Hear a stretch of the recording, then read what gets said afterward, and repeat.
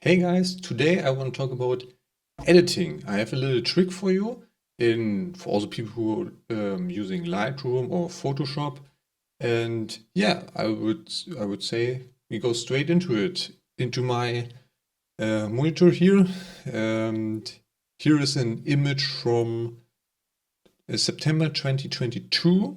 You see here are a few adjustments.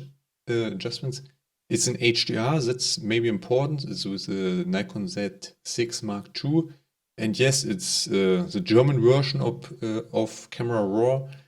You don't have to understand everything. These are just the general settings.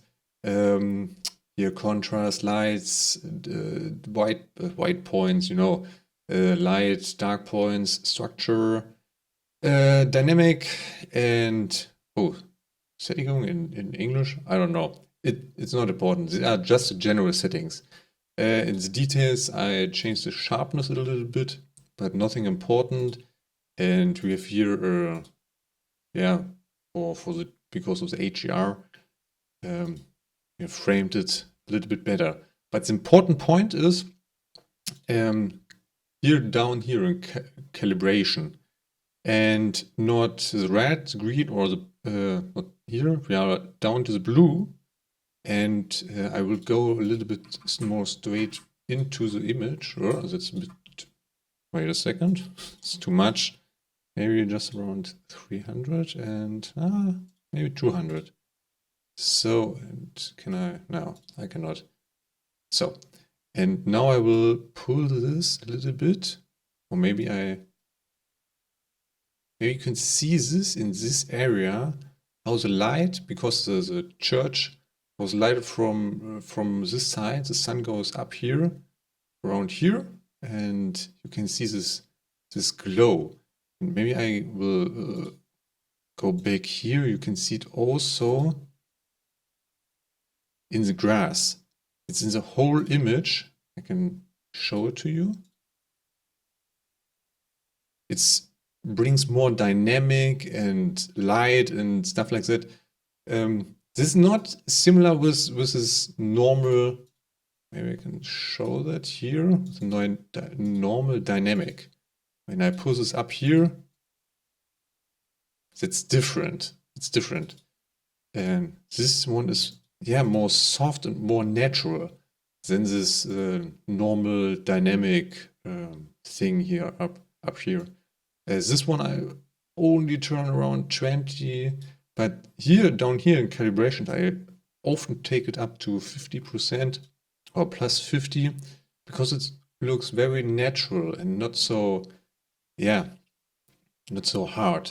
I have another example. It's also in Lightroom. I will come back there. Here, this is also an image from last year.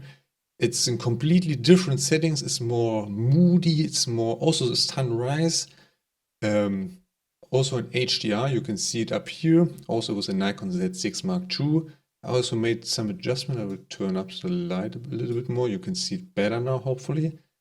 You can see also here some general settings. In details, you can see some things. Here's nothing changed because eye is a little bit darker. Also here, that is more fit together. And now I will go down to calibrations again, and you will see also more light, especially in this grass. It looks very, very nice, very natural, and very difficult to create this with, something like normal lights. When you will take this, or you try this with radial things and stuff like that, it's very, very different and hard to handle. But this one, very, very easy. Also, maybe bit more into this area. You can see this here. Maybe a little bit, yes. Especially the red tones come out a little bit more. I don't know what exactly this everything does. This have a few different changes when you pull this thing up, but in general, that looks very, very nice. Not only in landscape photography, I will go in Lightroom now, and this is in JPEG. You can see it here, 11 JPEG. And also here I have nothing changed because it's already a JPEG. But also this, it's a bit more vintage style, I would say. But we can change this very easy when we go up here and bring this up to 50. You can see the difference. You can see how, yeah, I would say the image will be warmer. Maybe you can compare it a bit with when you bring up the temperature, but the temperature here, maybe around this one, but also not so, I would say not so natural. When you, we go back here, it's more soft, it's more natural, it's looks very, very nice. And I use this very often in the landscape photography photos nearly every time. On portraits very often. It has to fit with the style. In this case, I would turn it down because it's more this vintage, bit more, yeah, not so colorful style. But if you want a colorful wedding image or a bit more dynamic wedding image, this is also a nice option. So very, very nice.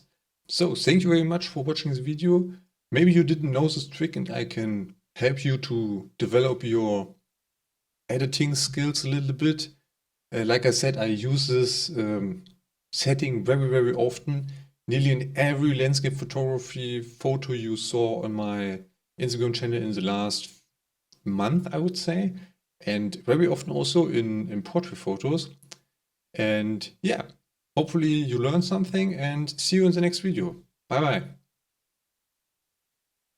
Das war besser. Das war besser.